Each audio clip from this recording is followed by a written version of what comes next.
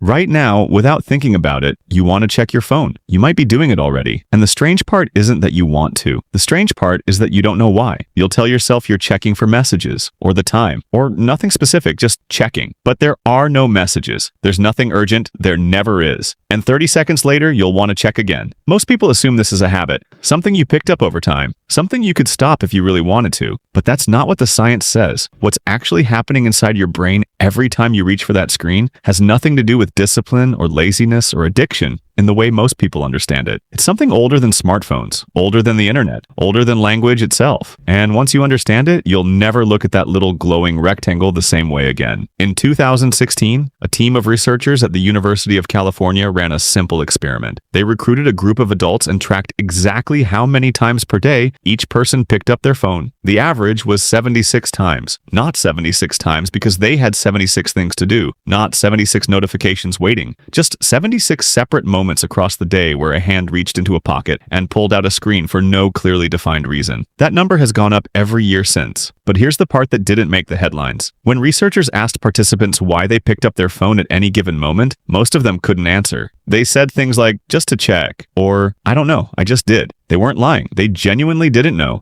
because the thing driving that behavior isn't happening in the part of your brain that makes decisions. It's happening somewhere much deeper, somewhere much older, somewhere you have no conscious access to at all. The loop. In the 1950s, a psychologist named B.F. Skinner was studying pigeons. He placed them in a box with a lever. When the pigeon pressed the lever, it received a pellet of food. Predictable. Simple. The pigeon learned quickly, pressed the lever when hungry, and stopped when full. Then Skinner changed one variable. He made the reward unpredictable. Sometimes pressing the lever gave food. Sometimes it gave nothing. The pigeon had no way of knowing which outcome would come next. What happened next changed everything we understand about behavior. The pigeons became obsessed. They pressed the lever constantly. Not when hungry, not when they expected food, just constantly. Frantic. Compulsive. They couldn't stop even when they were full, even when nothing had come out in dozens of tries. Skinner called this a variable ratio reinforcement schedule, and it turned out to be the most powerful behavioral conditioning mechanism ever discovered. More powerful than guaranteed rewards, more powerful than punishment, because the brain doesn't go wild for things it can predict. It goes wild for things it almost can't predict. The uncertainty is the drug, and the people who built your phone knew exactly what Skinner found in those pigeons, because they built the same lever into every app on your screen. The machine that learned you. Every time you open Instagram or Twitter or TikTok or your email, you don't know what you're going to find. Maybe something interesting. Maybe something that makes you feel good. Maybe nothing at all. That uncertainty is not an accident. It's architecture. In 2017, Asa Raskin, the designer who invented the infinite scroll, publicly apologized for creating it. He estimated that infinite scroll alone costs humanity around 200,000 hours of human attention every single day. He didn't design it to be addictive, but he understood what he had done. The infinite scroll removed the natural stopping point. Before it existed, you reached the bottom of a page and made a decision. Go to the next page or stop. That moment of friction was small, almost invisible, but it was enough to break the loop, enough to let your brain ask, do I actually want more of this? The infinite scroll eliminated that question entirely. And pull to refresh, the gesture you used to reload a feed, was consciously modeled on a slot machine. You pull down, there's a brief pause, and then new content appears. Or it doesn't. The gesture itself is identical to pulling a lever. Your phone is a casino you carry in your pocket, and the house always wins.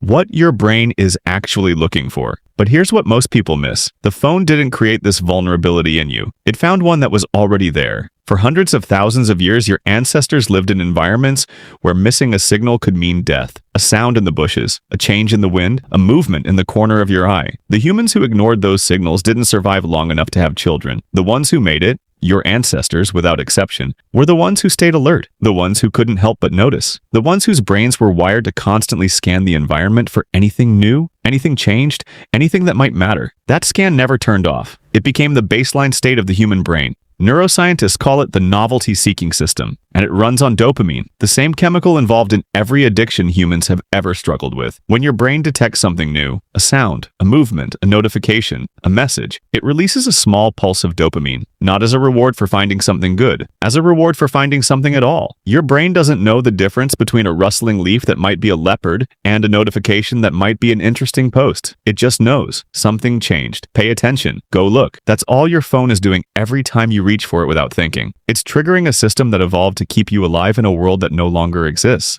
The attention economy. In 2019, the average human attention span when using a digital device was measured at 8 seconds. The same researchers noted somewhat dryly that a goldfish holds attention for 9. But that framing is wrong. Your attention span isn't shrinking because your brain is getting weaker. It's being trained, deliberately, systematically, at massive scale, by systems whose only purpose is to capture it. The business model of every major platform on your phone is identical. Your attention is the product. The advertisers are the customers. You are what gets sold. And every single person working on those platforms is measured on one thing: how long you stay. Every design choice, every algorithm, every notification sound, all of it optimized for one outcome: keeping you there one more second. Sean Parker, the founding president of Facebook, said this out loud in 2017. He described the platform's explicit goal as consuming as much of your time and conscious attention as possible. He said the company had figured out how to exploit a vulnerability in human psychology. And then he said, and this is the part that sticks: God only knows what it's doing to our children's brains. He knew. He helped build it. And he said it anyway.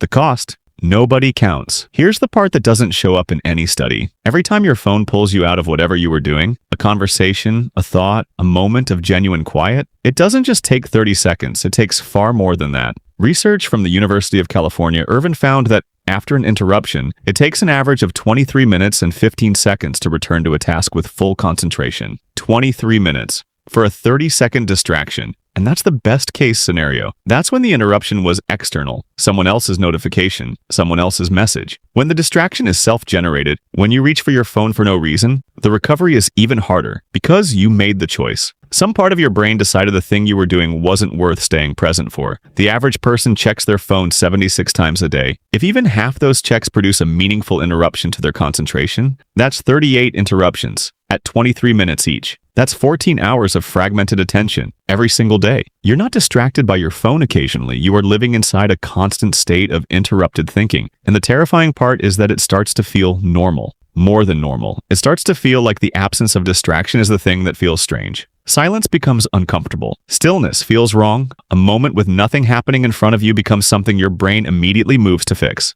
by reaching for your phone. In 2015, a neuroscientist named Larry Rosen ran a study where he asked participants to simply place their phone face down on a table and leave it there for 90 minutes. Not use it. Just have it present. Their anxiety levels rose measurably within minutes. Not because anything was happening on the phone, not because they were missing anything, just because it was there and they couldn't check it. The phone didn't need to do anything. The mere possibility of a notification, the awareness that something could be there, was enough to pull cognitive resources away from whatever else they were supposed to be doing. Think about what that means. Your brain is now allocating processing power to a device that isn't even active. You are not just distracted when you're using your phone. You are partially distracted simply by being near it. You didn't build this. It was built into you, first by evolution, then refined over millions of years of survival, and then in the last 15 years, systematically exploited by the most sophisticated behavioral engineering operation in human history. The pigeon in Skinner's box couldn't see the lever and ignore it either. But here's what Skinner also found. The behavior could be unwired. It took time. It took removing access to the lever entirely, not just deciding to press it less, but the compulsion faded. Your brain is still the same brain it always was. Plastic, adaptable, capable of rewiring itself given the right conditions. The novelty-seeking system that makes you reach for your phone isn't a flaw. It's one of the most important cognitive tools your species ever developed. It kept your ancestors alive for 300,000 years. The question isn't how to turn it off. The question is what you pointed at. You can't stop checking your phone because your brain was never designed to resist infinite novelty on demand. That's not a personal failure. That's biology meeting engineering. And the engineering had a 2 million year head start on the biology. But knowing what's happening is different from being trapped by it. If this made you think, you just share it with someone who needs to hear it. And if you want to understand more about the systems quietly shaping your behavior, stay on this channel. There's more worth knowing.